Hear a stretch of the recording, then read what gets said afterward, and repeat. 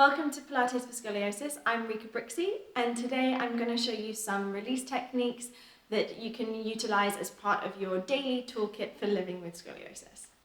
So I'm going to share with you a technique of elongation, and elongation is basically applying traction to the spine to allow the curves of the spine to come to a more neutral alignment and to relieve pressure that would otherwise be placed on the vertebrae and the discs. So you can use a surface in your home to do this elongation. It wants to be something around the height of your hips. So like a kitchen sink can work well, or a heavy sofa, just something that's not going to move. I'm going to use this frame just to demonstrate. So you'll hold on to that fixed point with your hands, and then you're going to step back with your feet, bend your knees. You want to keep your shoulders still and just lean your pelvis right back, so it's as if you're trying to get your hips to touch a wall behind you.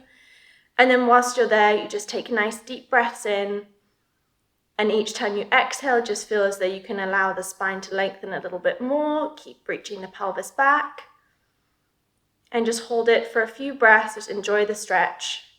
And then when you're ready, you bend your knees, step your feet forwards, and then just stand yourself up gently. And so long as that doesn't cause any kind of discomfort in the shoulders, it can be a really relieving stretch to do.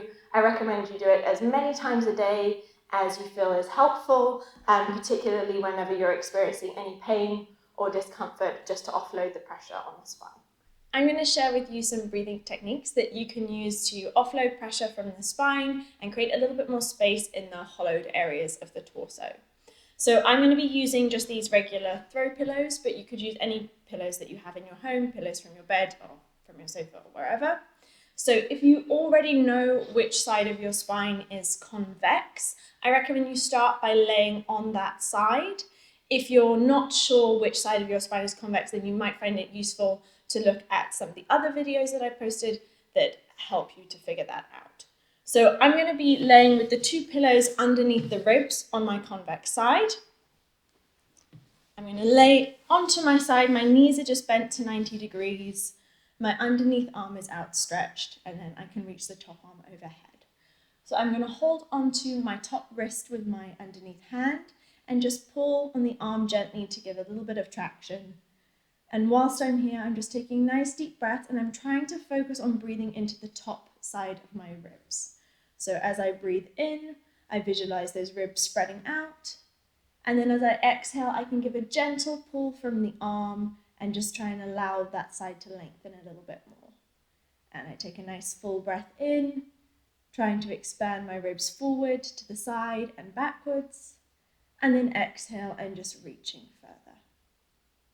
One more time, nice full breath in. And exhale. And then we'll repeat the same to the other side. So laying on the concave side is also helpful. Just know it's going to feel a little bit different side to side. So again, knees can be bent to 90 degrees. Pillows underneath the rib cage. I'll reach the top arm over and just give a gentle bit of traction. And just notice any differences in either side here. Try to observe without judgment. Just nice full breaths. And every time you exhale, allowing that side to open a little bit more. We're going to be using this small ball just to do a little bit of release work for the muscles that can often get quite tight. So this is just a hard massage ball. You could also use a tennis ball or like one of those spiky dryer balls. But if you don't have anything like this in your home, I recommend that you do get hold of one, because it's a pretty key part of my Living with Scoliosis toolkit. So I find that the areas that can often get quite tight are often the lower back, the space between the ribs and the pelvis, and also the upper back and the spaces between the shoulder blade and the spine. So we're going to be working with those 4 quadrants on both sides. And even if you feel that most of your discomfort is only in one area, I recommend that you always look at both sides and at both the bottom of the spine and the top of the spine, because there might be some tightnesses there that you're not quite aware of. So I'm going to be laying on my back. I'm just going to start with the lower left quadrant of my spine. So I'm going to lay down, and then I'm going to take this ball and I want to place it just onto the muscle in between the bottom of my ribs and my spine. So I want to make sure that I'm resting on the muscle, not on the bone, otherwise that will be quite sore. I'm just going to place my arms by my sides. I'm going to hover my pelvis up, so I'm using my legs just a little bit. And then I'm just going to roll side to side slightly. So I can control how much pressure I put down on that ball by using my legs. If I use my legs less, I can allow the ball to press into the muscle more deeply. If I use my legs to hold my body up, it's more of a gentle roll. And then I can use my hand just to move the ball downwards slightly, so I'm just moving down through that muscle. And again, I can just move the body side to side. I can roll up and down slightly just to create a little bit of release. And I want to do that all the way down through that muscle, working my way towards the top of my pelvis. Again, just being careful to roll on the muscle, not the bone. And then if there are any tight spots, you're welcome to go back to those spots and just allow a little bit of release there. Sometimes staying still is also good, just to allow the muscle to release. And then we'll repeat the same on the other side. So I'll take that ball underneath the right hand side, again, between the base of the rib cage and the spine, and I'm just going to roll side to side. And for me, this tends to be the side that I'm tighter in, so I'll feel quite a lot of knots in the muscle, just bands of tightness.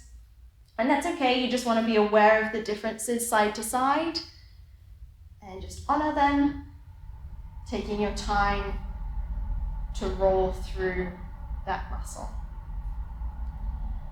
And then we'll move to the upper back. So I'm going to take the ball now. It's a little tricky to get it behind you. You want to place the ball in between the bone of your shoulder blade and the spine, just where you can manage. Again, I press into the feet, I hover the pelvis, and now I find a rolling up and down technique is quite useful, just to roll over the shallow muscle on the back of the rib cage, the muscles between the shoulder blade and the spine. And again, you can go a little bit side to side. I find sometimes there can be tightness in the muscles at the top and sometimes lower down towards the base of the shoulder blade. So just have a little investigate, see what's tight there. Again, take any extra time where you need it. And then finally on the other side, and just giving yourself a gentle roll, allowing those muscles to release and taking a little bit more time anywhere you need it. So I find doing that release work in all four quadrants to be very helpful, just to relieve sometimes that compression and tightness that can develop. See how it works for you. I hope you find it helpful, and I hope you have a lovely day.